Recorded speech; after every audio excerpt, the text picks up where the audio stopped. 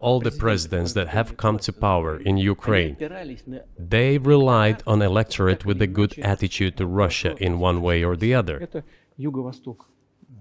This is the southeast of Ukraine. This is a large number of people. And it was very difficult to dissuade this electorate, which had a positive attitude towards Russia. Viktor Yanukovych came to power, and how? The first time he won after President Kuchma, they organized a third round, which is not provided for in the constitution of Ukraine. This is a coup d'etat. Just imagine, someone in the United States wouldn't like the outcome. In 2014? Before that. No, this was before that. After President Kuchma, Viktor Yanukovych won the elections. However, his opponents did not recognize that victory.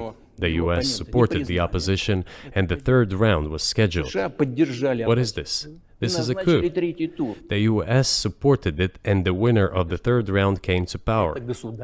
Imagine if in the US something was not to someone's liking, and the third round of election, which the US Constitution does not provide for, was organized. Nonetheless, it was done in Ukraine. Okay, Viktor Yushchenko, who was considered a pro-Western politician, came to power. Fine, we have built relations with him as well. He came to Moscow with visits. We visited Kiev. I visited too. We met in an informal setting. If he's pro-Western, so be it. It's fine. Let people do their job.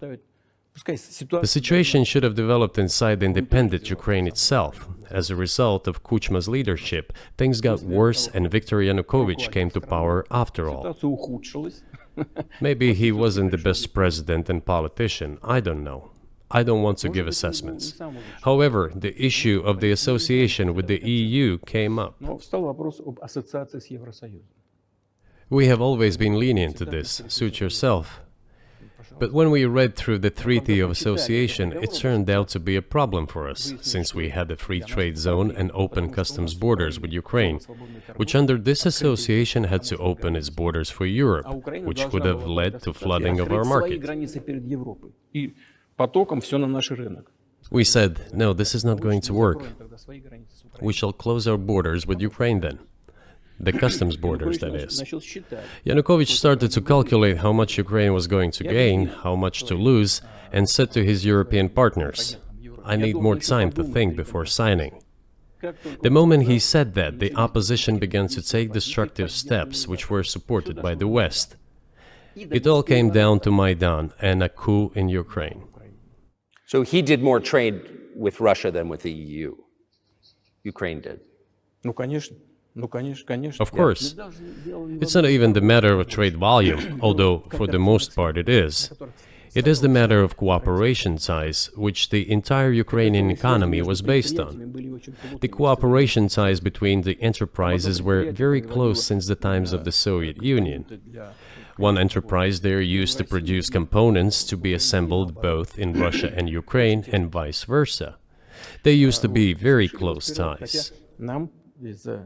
A coup d'etat was committed, although I shall not delve into details now, as I find doing it inappropriate, the US told us. Calm Yanukovych down, and we will calm the opposition. Let the situation unfold in the scenario of a political settlement. We said, all right, agreed, let's do it this way. As the Americans requested, Yanukovych did use neither the armed forces nor the police, yet the armed opposition committed a coup in Kiev. What is that supposed to mean? Who do you think you are? I wanted to ask the then US leadership. With the backing of whom? With the backing of CIA, of course. The organization you wanted to join back in the day, as I understand. We should thank God they didn't let you in. Although, it is a serious organization. I understand. My former vis-a-vis in the sense that I served in the first main directorate, Soviet Union's intelligence service. They have always been our opponents. A job is a job. Technically, they did everything right. They achieved their goal of changing the government. However, from political standpoint, it was a colossal mistake. Surely it was political leadership's miscalculation.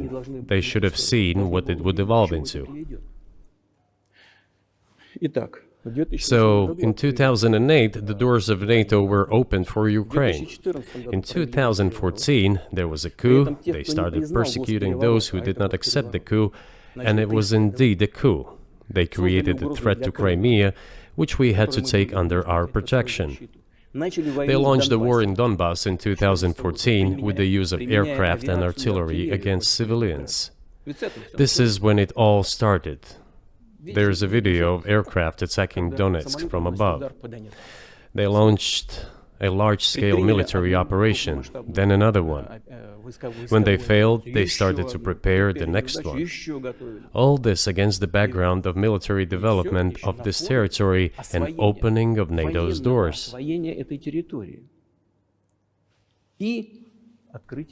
How could we not express concern over what was happening? From our side, this would have been a culpable negligence. That's what it would have been.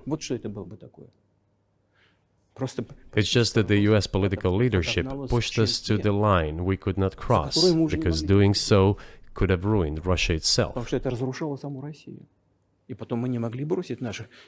Besides, we could not leave our brothers in faith, in fact, a part of Russian people, in the face of this war machine.